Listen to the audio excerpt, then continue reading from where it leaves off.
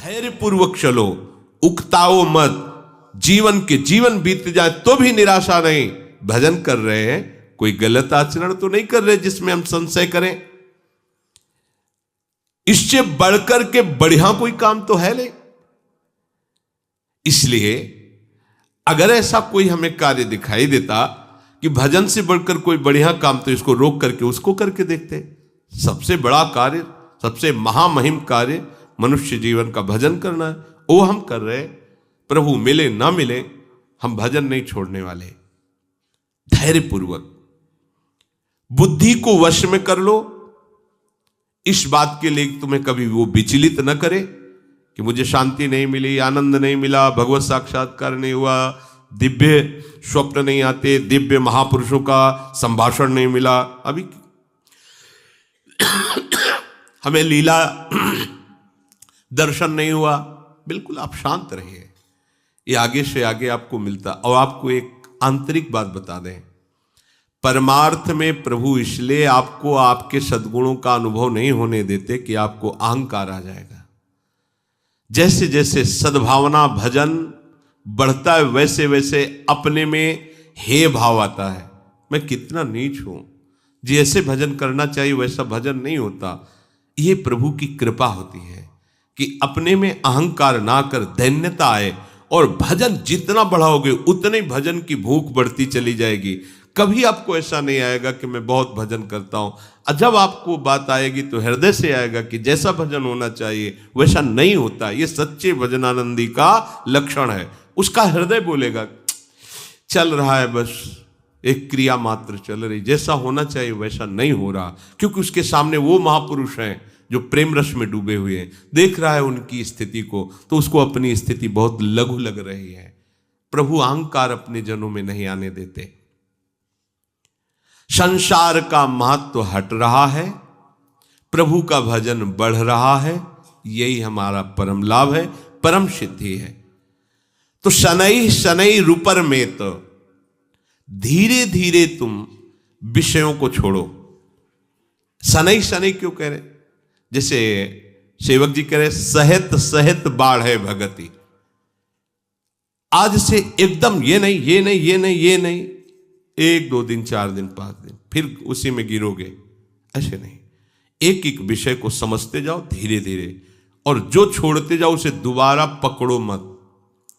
जैसे क्रमशः धीरे धीरे आपको बाजार का नहीं पाना, लंबा समय 1 वर्ष का दिया, मतलब गया, इस जीवन में दोबारा नहीं पाना है, गया। ये हम उन उपासकों को कह रहे हैं जिन्होंने भगवत प्राप्ति का दृढ़ निश्चय करना है या कर चुके हैं, जो सीधे लक्ष्य बना चुके हैं इसी जन्म में भगवत प्राप्ति। अब आपको 2 टाइम ही केवल भोजन करना है, एक 11 से 12 के बीच में, और एक 8 से 9 के बीच में, बस। फिर नहीं लेना, कुछ नहीं लेना।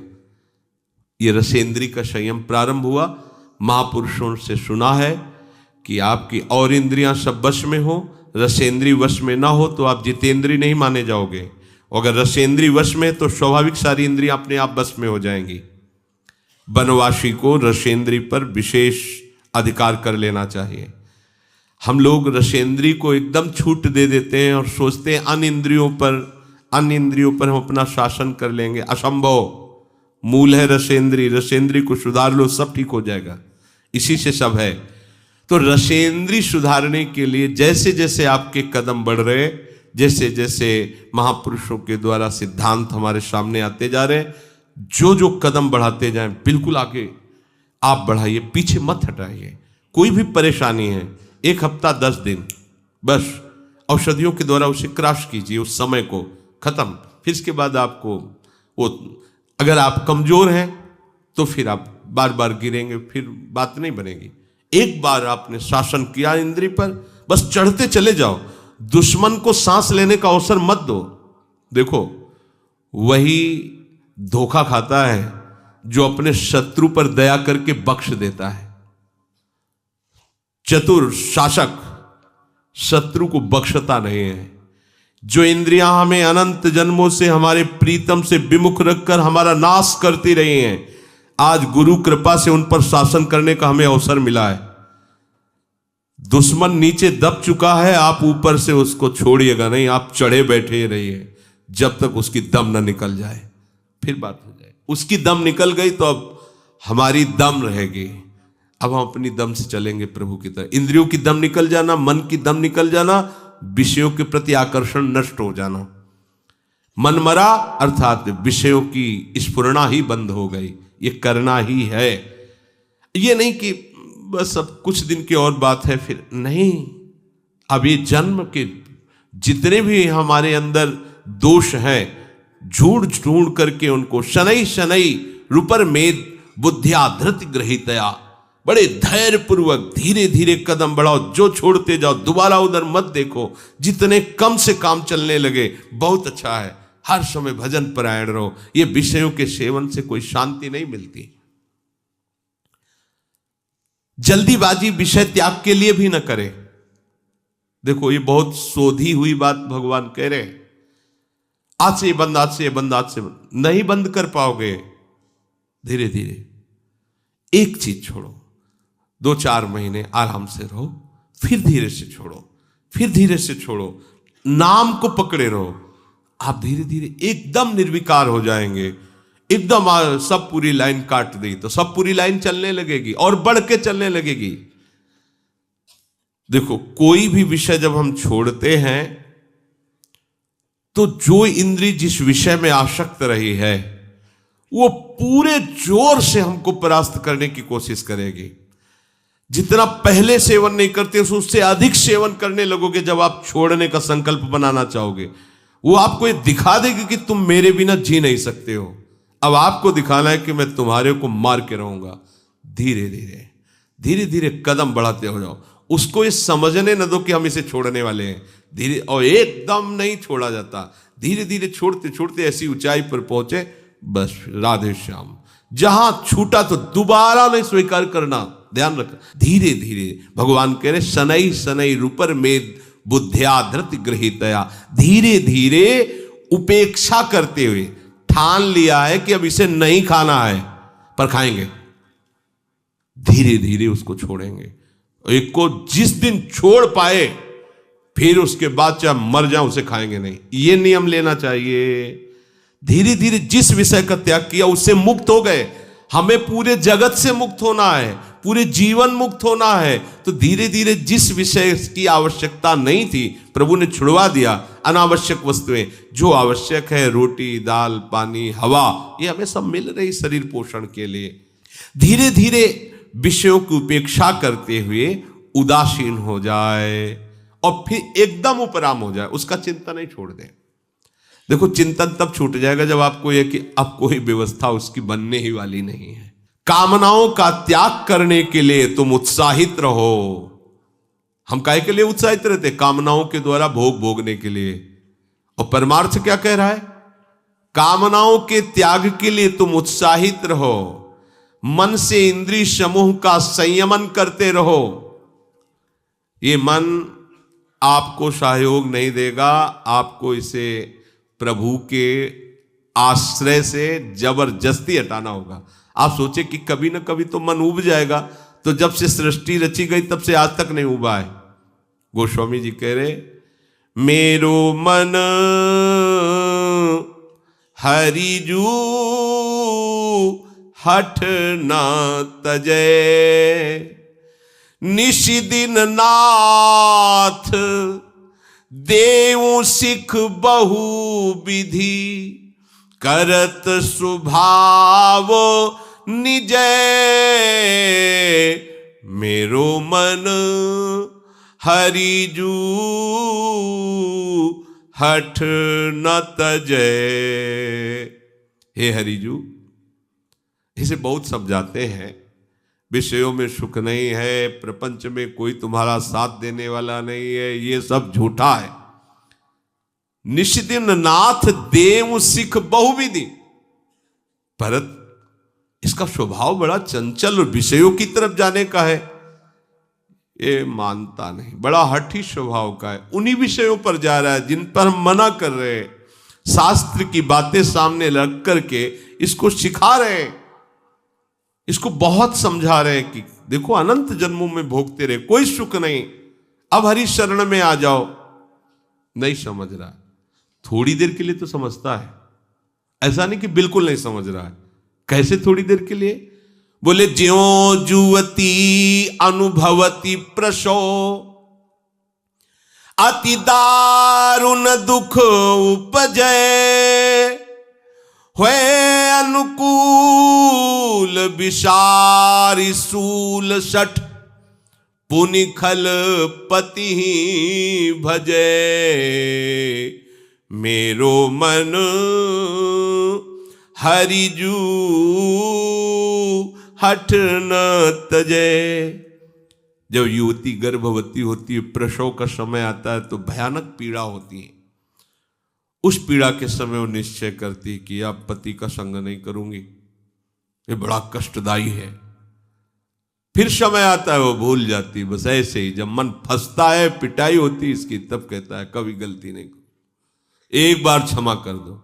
और जहां फिर समय मिला फिर वही चला जाता है। होय अनुकूल विषारी शूल सट पुनि खल पति ही भजय। हे नाथ, इसे बहुत जगह ठोकरें मिलती है, लाते खाता है, पर ये वापस आने की सोचता ही नहीं। बड़ा विचित्र मन है। कह रहे इसे बहुत समझा रहा हूं, ये बड़ा विचित्र मन है। ये 100 जूता खाएगा फिर भी वहीं जाकर के बैठेगा, पैर छूने की कोशिश करेगा कि मुझे बैठे रहने दीजिए उन्हीं विषय द्वारों पर।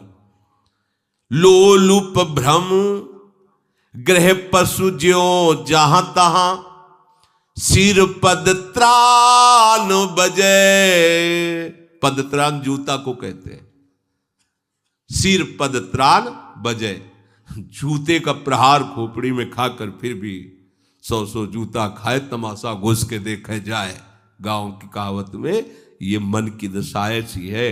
ये विषय लोलुप मन बार बार, आप देखो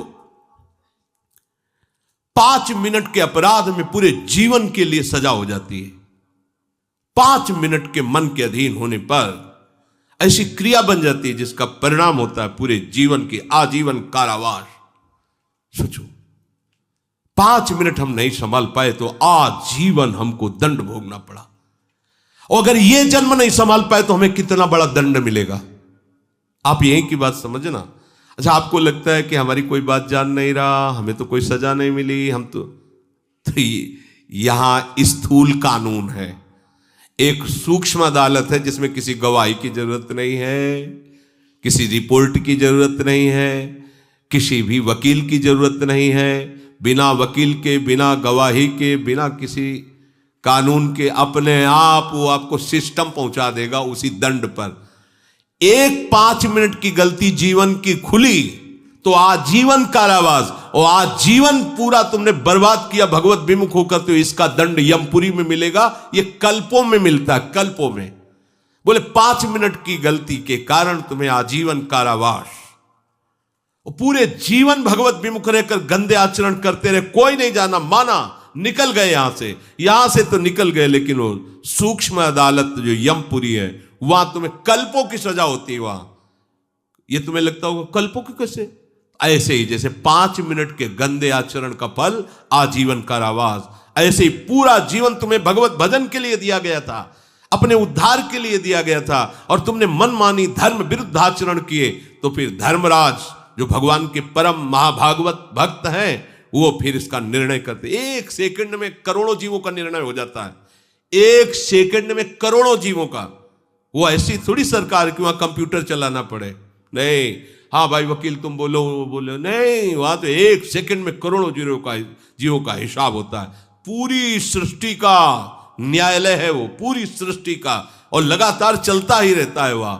और वहां मरना है नहीं, वहां केवल दंड ही दंड है, भोगना ही भोगना है, सांस लेने का भी सुख नहीं है। भयभीत हो जाओ, जैसी हित हरिवंश हित सजनी स्वरूपा महाप्रभु ने ये कहा, बहुत बड़ी बात कह दी। प्रिया प्रीतम के सुख का वर्णन करने वाले महापुरुष थोड़ा सा संकेत, जय सीत हरिवंश नरक गति दुर्बर। नहीं मानता है मन। हम अपनी इंद्रियों की गंदगी ये साफ करें, जो इंद्रियां बार बार गंदे विषयों की तरफ जा रहे हैं।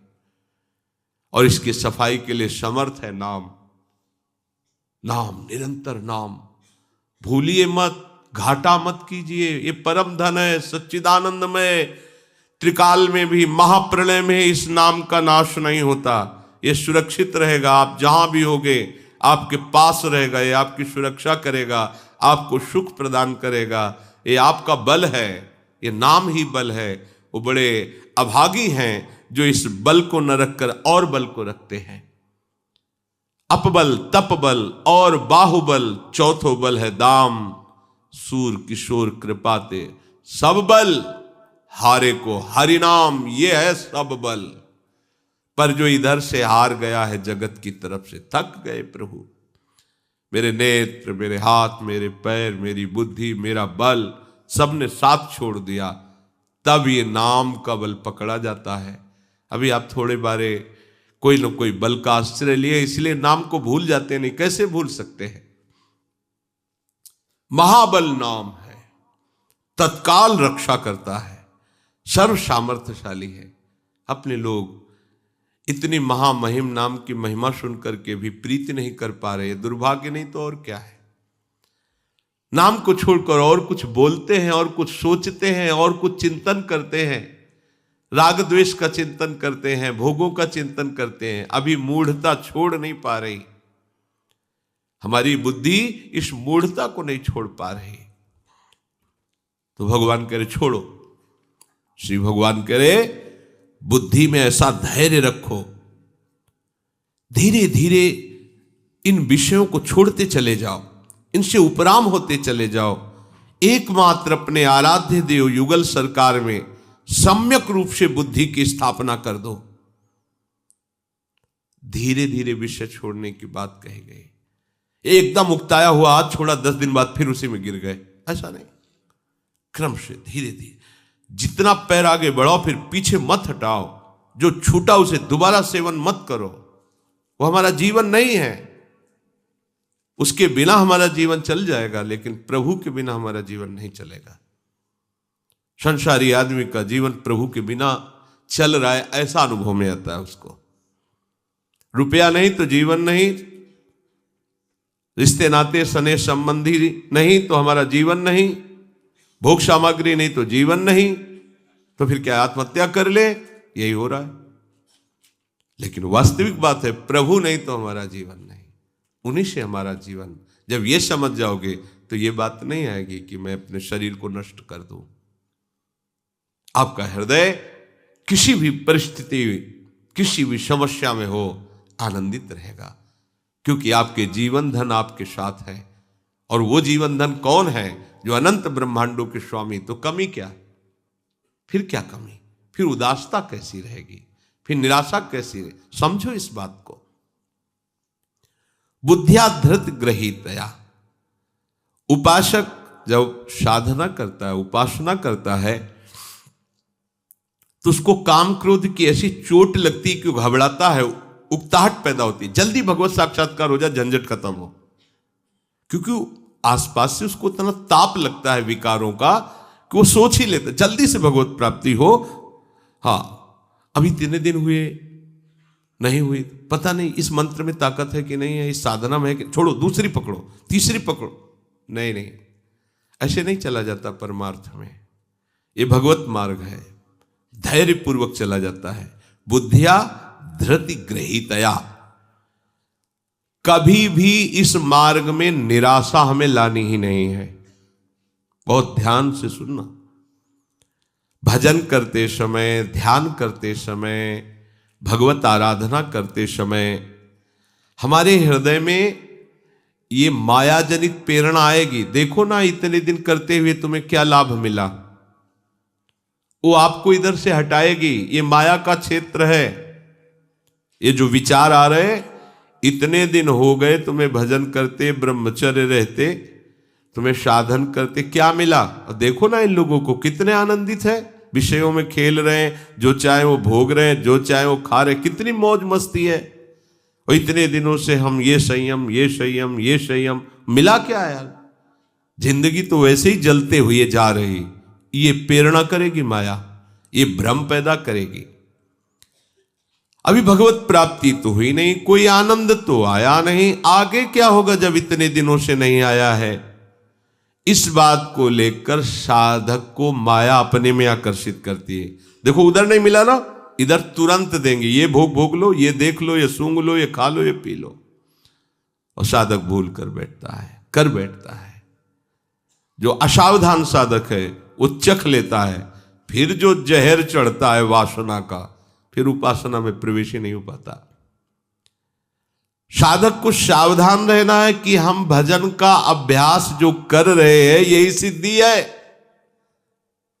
बार बार वही बात समझाई जा रही, आपको उकताने की जरूरत नहीं, घबराहट नहीं, निराशा नहीं, उकताना नहीं है, धैर्य रखना है। बिल्कुल साधन में सफलता नहीं मिल रही, बहुत समय तक सफलता नहीं मिल रही, अर्थात कोई दैवी संपत्ति नहीं दिखाई दे रही, कोई भगवत आनंद नहीं लग रहा, फिर भी सत्य है नाम, सत्य है धाम, सत्य है भगवत मार्ग, चुपचाप चलते रहो, तुम्हारे अशुभों का नाश हो रहा है, तुम्हें पता नहीं चल रहा है। तुम्हें विफलता दिखाई दे रही, लेकिन उसमें सफलता है, तुम्हें समझ में नहीं आ रहा। माया में सफलता दिखाई दे रही, लेकिन तुम विफलता है, तुम्हें समझ में नहीं आ रहा। वर्षों के वर्षों बीत जाएं, शरीर भले छूट जाए, परवाह नहीं, पर भजन नहीं छूटने देंगे, कुछ लाभ मिले या ना मिले। ये इस मार्ग का उपासक कैसा धैर्यवान होता है।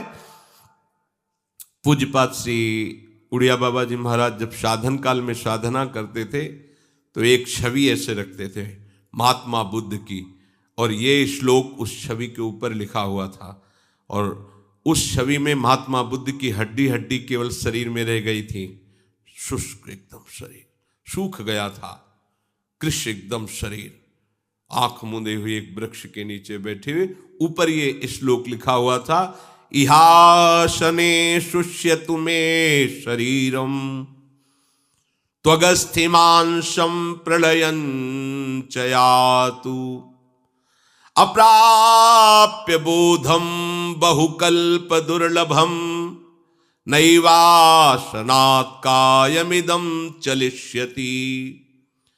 इसी आसन पर बैठे हुए मेरा शरीर सूख जाए, चमड़ी मांस हड्डी तक गल जाए, नष्ट हो जाए, पर जब तक ब्रह्मबोध नहीं होता तब तक मैं उठने वाला नहीं। ये महात्मा बुद्ध जी ने पहला संकल्प किया था जब घर से निकलकर एक आसन पर बैठे, तो ये संकल्प, यह आसने शुष्यतु मे शरीरम त्वगस्थिमांसम प्रलयम च याति।